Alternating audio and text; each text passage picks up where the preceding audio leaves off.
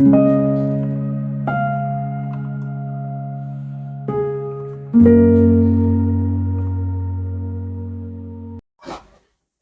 noite a todos os irmãos. Que Jesus, Deus e os benfeitores espirituais estejam entre nós, nos abençoando, para que a gente possa receber tudo que aqui a gente veio buscar. Que os irmãos da espiritualidade da nossa casa possam estar intuindo a nossa luz, para que ela possa trazer com clareza tudo que ela preparou para nós nessa noite. Para nossa harmonização, vou ler uma mensagem para que a gente possa refletir. Ser otimista é um estado de espírito.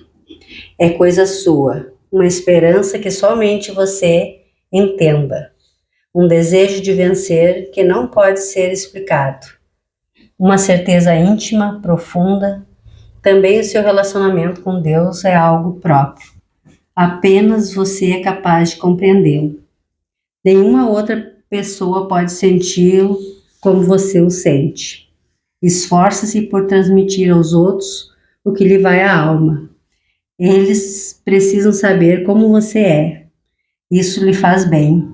Ajuda-os a crescer. Deus é o mesmo em todas as pessoas, mas cada um o sente de maneira especial. Que possamos sentir Ele dentro de nós hoje, da maneira com que a gente se conecta com Ele diariamente. Obrigado, que assim seja. Boa noite a todos os irmãos aqui presentes. Boa noite. Aqueles que vêm pela primeira vez, sejam muito bem-vindos. Os nossos velhos conhecidos também. Primeiramente, avisando também que as nossas redes sociais a gente publica também as exposições doutrinárias. Então, para aquela pessoa que não pôde vir, aquele familiar, aquele amigo, a gente pode enviar. A partir de amanhã está disponível no YouTube, no Facebook, no Spotify. Então, é uma forma da gente conseguir também chegar até aquelas pessoas que, de uma forma ou de outra, tiveram algum contratempo e não conseguiram vir na casa na terça-feira. O nosso tema hoje é Bem-aventurados os aflitos. Nós vamos falar sobre as dores, sobre os problemas, sobre as provações que a gente passa na nossa vida. É o capítulo 5 do Evangelho segundo o Espiritismo, onde no Evangelho de Mateus, ele nos diz: Bem-aventurados os que choram, pois serão consolados. Bem-aventurados os famintos e os sequiosos de justiça, porque serão saciados. Bem-aventurados os que sofrem perseguição pela justiça, pois que é deles o reino dos céus. E para a gente conseguir contextualizar um pouquinho mais dessa passagem do Evangelho, eu trouxe uma psicografia que foi recebida nos trabalhos mediúnicos da casa, por um dos trabalhadores, que fala mais ou menos assim: o amor e a dor são duas faces da mesma moeda. Sem a dor, será que saberíamos valorizar o amor? Sem o mal, será que seríamos felizes no bem? O que quero dizer com isso, irmão? É que cada momento difícil na vida, na sua cidade, no seu país, no mundo, está preparando você para conseguir valorizar o bom quando este vier. Pode parecer meio cruel da minha parte falar que devemos agradecer a dificuldade, mas é justamente aí, meu irmão, que vemos o nosso grau de maturidade. Pois em sua casa, quando uma criança ouve um não, imediatamente recorre ao choro e ao desespero. Mas à medida que ela alcança um grau de maturidade, já aceita o negativo mais facilmente. Nós somos iguais. Em nossa infância espiritual, reclamamos e esbravejamos quando algo não ocorre conforme queremos. Mas a evolução nos faz sorver. Aproveitar o negativo e buscar um novo caminho sem revolta, sem desespero, somente com esperança e fé. Certamente já se ouviu a expressão: isso também passa. Então, encha-se de energia, agradeça a dificuldade, aprenda com ela e estará pronto para virar a página. Luz, paz, serenidade e equilíbrio. Essa mensagem, meus irmãos, ela vem como uma forma de acalentar o coração, principalmente o coração daquelas pessoas que sofrem, principalmente o coração daquelas pessoas que estão com algum problema grave. E por muitas vezes a gente tem problema que realmente nos tira completamente do prumo, que nos faz ter vontade de desistir, de realmente fazer igual uma criança, tirar no chão e fazer birra pedindo salgadinho no mercado, que nem muitas vezes a gente vê as crianças fazendo. E muitas vezes, quando a gente acaba se revoltando e se distanciando da fé, a gente acaba piorando a situação. Porque se a gente está próximo de Deus, a gente está aceitando aquilo que é muito difícil realmente, mas a gente está com esperança, com fé, que aquilo vai acabar, mesmo assim já é difícil. Só que sem a fé, isso fica muito mais difícil. O problema que era grande, ele se torna maior. E muitas vezes, na ausência da fé, a gente não consegue ver a solução do problema que está ali na nossa frente. Que muitas vezes é uma porta que precisa ser aberta. Nós todos estamos aqui para passar por provas e expiações. É como se fosse aula de colégio. Nós temos todas as pessoas que vão passar por dificuldades, assim como no colégio todos têm provação, e aí a gente tem pessoas em graus diferentes, uns mais evoluídos, uns menos, uns estudam mais e sofrem menos das provações, outros estudam menos e acabam sofrendo um pouquinho mais, mas sempre vão existir provas. Ninguém vai conseguir fugir disso. E por vezes, a gente pede a Deus, eu peço que me dê coragem, mas Deus não vai dar coragem. Ele vai te dar uma forma de ser corajoso. A gente pede para Deus, me deixe ser forte, mas Deus não vai dar a força. Porque que mérito a gente teria se Ele simplesmente desse tudo que a gente pedisse? Ele nos dá um meio de ser forte. Ele nos dá um problema para a gente superar e mostrar a nossa força. A gente pede muitas vezes para Deus que a gente quer ser feliz. E Deus nos manda vários meios de ser feliz. Todos os dias. Deus nos envia dádivas que a gente simplesmente não consegue ver. Porque muitas vezes a gente escolhe ignorar tudo que Deus deu para a nossa felicidade. Porque a gente está olhando somente para a nossa dor, que vai sempre estar ali. Se não for essa que no momento está maltratando, vai ser a próxima e assim por diante. Porque enquanto a gente estiver na Terra, a gente vai estar passando pelas provações e vai ter que superar uma por uma até chegar o momento que nós vamos nos reencontrar no outro plano. Seguindo no Evangelho, os Espíritos nos falam: somente na vida futura podem efetivar-se as compensações que Jesus promete aos aflitos da Terra. Sem a certeza do futuro, essas máximas seriam um contrassenso.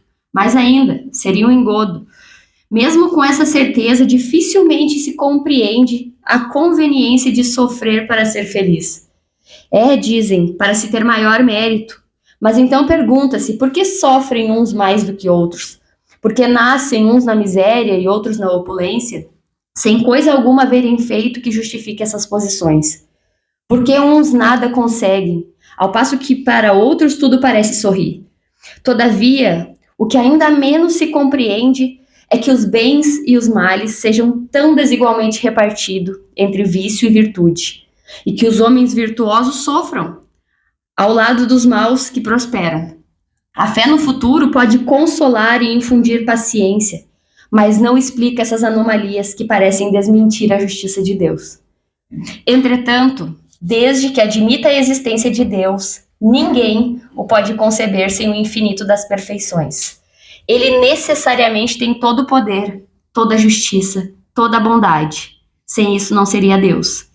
Se é soberanamente bom e justo, não pode agir caprichosamente nem com parcialidade. Logo, todas as vicissitudes da vida derivam de uma causa. Pois que Deus é justo, justa também há de ser essa causa. Isso, o que de cada um deve bem compenetrar-se. Por meio dos ensinos de Jesus, Deus pôs o homem na direção dessa causa. E hoje, julgando suficientemente maduro para compreendê-la, lhes revela completamente a aludida causa, por meio do Espiritismo, isso é, pela palavra dos Espíritos. Quantas e quantas vezes a gente se julga vítima de algo, vítima de alguém, vítima de uma situação. E muitas vezes a gente entende que, poxa, dessa vez Deus se passou, me deu um fardo muito pesado e eu não tô conseguindo carregar. Ou talvez a gente pensa, poxa, eu sou uma pessoa tão boa, eu sempre tento fazer o bem para as outras pessoas, por que as coisas continuam acontecendo comigo? Por que eu passo tanto trabalho? E quando esses pensamentos eles vêm à nossa mente, a gente coloca em xeque justamente a benevolência de Deus. E Deus não erra. Deus, inclusive, é tão misericordioso que ele nos faz esquecer, inclusive, o que a gente fez lá atrás, em outras encarnações, para que a gente possa recomeçar a vida na Terra sem o peso do ódio, o peso da culpa, para que a gente possa reencarnar com uma tela em branco e construir uma nova história. Muitas vezes, lá nas nossas outras encarnações, a gente não foi boa coisa.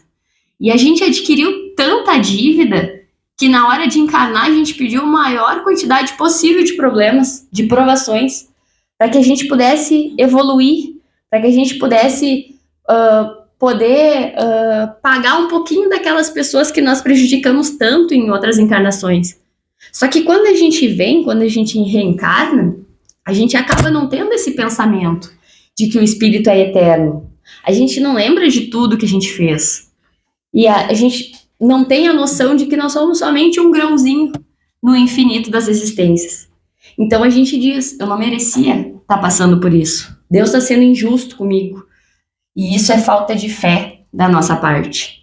Isso é pensar como antigamente a gente ouvia, que a gente fazia alguma coisa e normalmente as avós da gente diziam, Deus castiga. Mas na realidade, não é assim que funciona. Nós pedimos por cada aprovação que a gente passa. Porque a gente estuda, quando a gente está lá no outro plano, né? A gente estuda muito, a gente se prepara para o momento da reencarnação. Quando chega a hora, a gente diz, olha, eu quero passar por tudo que eu puder para que eu possa evoluir espiritualmente, para quando eu voltar, eu realmente estar muito preparada. E aí é que nem quando a gente faz uma faxina em casa. Às vezes a gente tira as roupas para fora do roupeiro, aí a gente vai no armário, tira os potes.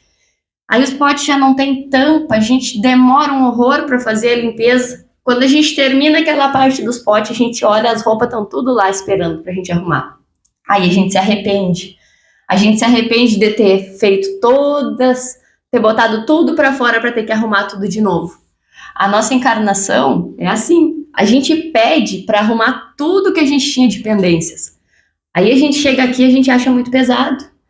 Aí a gente se arrepende, pede para Deus diminuir um pouco, para Deus tirar o peso, para Deus ajudar, que o fardo está muito pesado. Só que não tem outra forma da gente evoluir. Somente caindo e aprendendo a levantar novamente. Essa é a fórmula para todos nós, igualmente. No Evangelho segundo o Espiritismo, lá no capítulo 9, Bem-aventurados os que são dóceis e pacíficos, a gente tem lá na parte da paciência, onde os Espíritos nos dizem, a dor é uma bênção que Deus envia aos seus eleitos, não vos aflijais. Pois quando sofrerdes, antes bendizei de Deus, onipotente, que pela dor neste mundo vos marcou para a glória no céu. Sede pacientes. A paciência também é uma caridade, e deveis praticar a lei de caridade ensinada pelo Cristo, enviado de Deus. A caridade, que consiste na esmola dada aos pobres, é a mais fácil de todas. Outra há, porém, muito mais penosa e, consequentemente, muito mais meritória, a de perdoarmos aos que Deus colocou em nosso caminho para ser instrumento de sofrer e para nos pôr em prova a paciência. Então, muitas vezes, aquela pessoa que está fazendo a gente passar por uma situação complicada, aquele parente difícil, a gente tem que agradecer por isso também, porque essa pessoa está nos ajudando, está nos moldando para nos tornarmos uma pessoa melhor. E como eu sempre digo, quando isso acontecer, que a gente reze também por aquela pessoa, que com certeza é um espírito que merece muito a nossa oração e que sofre assim como a gente sofre também. Os espíritos ainda continuam. A vida é difícil, bem eu sei. Compõe-se de 1000 nadas que são picadas de alfinete que acabam por ferir. Porém, é preciso atentarmos nos deveres que nos são impostos, nas consolações e compensações que, por outro lado, recebemos. Pois assim veremos que as bênçãos são muito mais numerosas do que as dores. O fardo parece menos pesado quando se olha para o alto do que quando se curva para a terra, a fronte. Coragem, amigos. O Cristo, que é vosso modelo, sofreu mais do que qualquer um de vós e nada do que se censurar. Ao passo que vós tendes de expiar o vosso passado e vos fortalecer para o futuro. Sede, pois, pacientes, sede cristãos. Essa palavra resume tudo. Então, se Jesus passou por tudo aquilo e não teve uma reclamação, quem somos nós, né? Todos os dias ao acordar, Deus nos dá 1000 motivos para agradecer. O fato de acordar já é um bom motivo para a gente ser grato. O fato da gente ter uma casa, da gente ter uma família, da gente ter o que comer é um motivo para agradecer. A gente age tão mecanicamente que a gente se esquece de agradecer pelo mínimo. E Deus, ali como fala no Evangelho, a gente tem inúmeros motivos positivos para ter gratidão, mas a gente valoriza tanto aqueles motivos que não são tão positivos, aquilo de ruim que está acontecendo na nossa vida, que a gente se torna incapaz de ver as coisas boas acontecendo.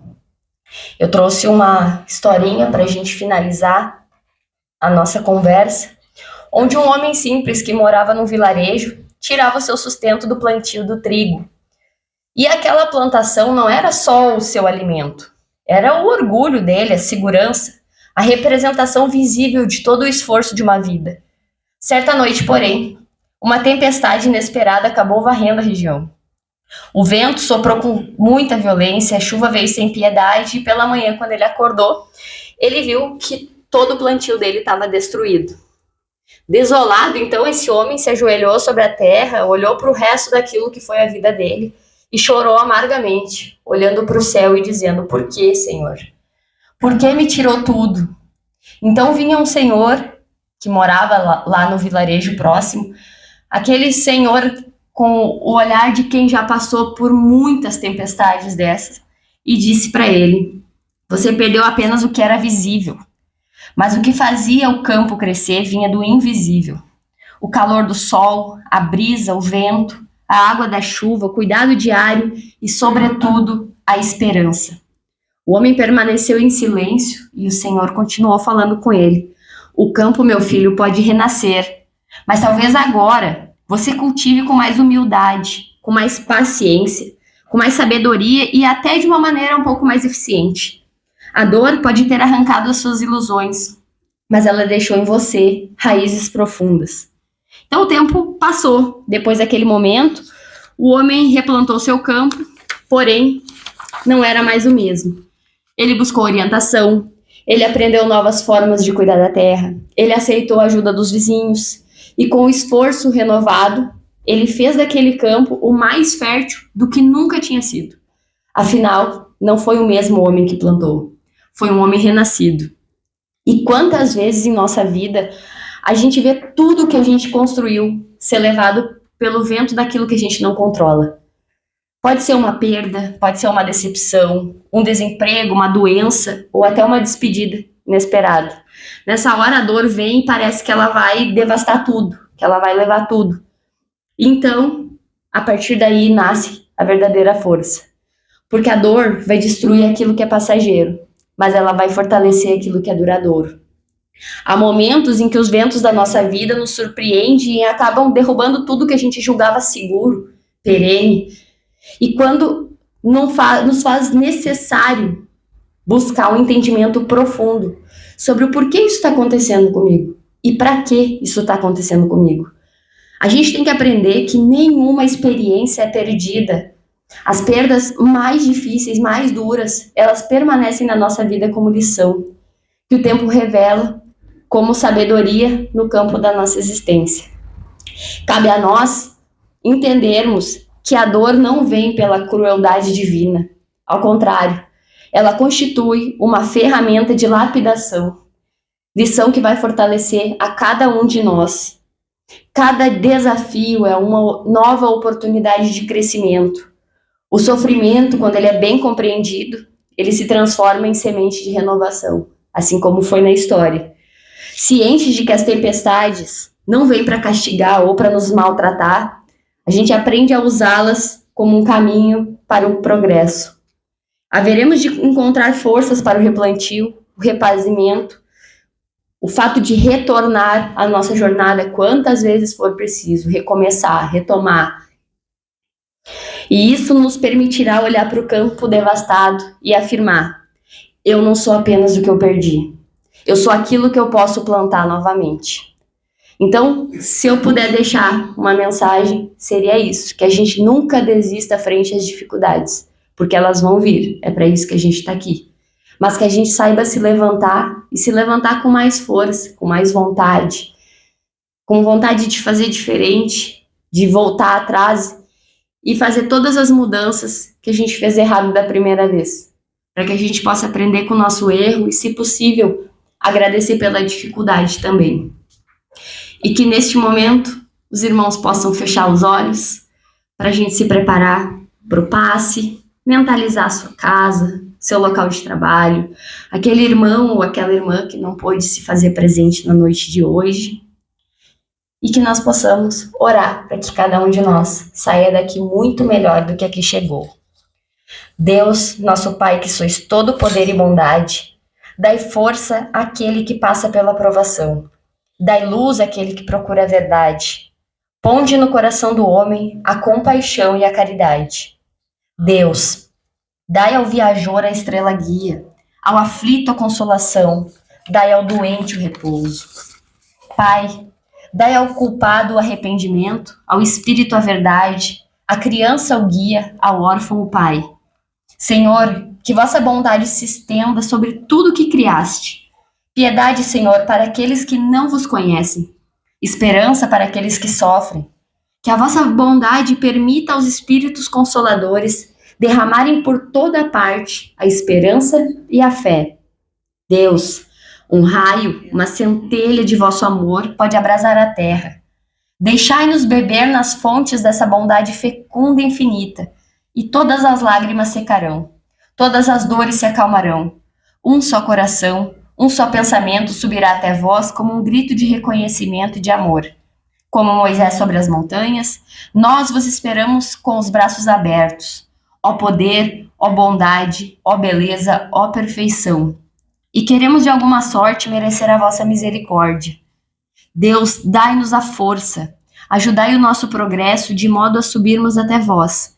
Dai-nos a caridade pura, dai-nos a fé e a razão. Dai-nos a simplicidade que fará de vossas almas o nosso espelho onde se reflete a vossa imagem. Que assim seja.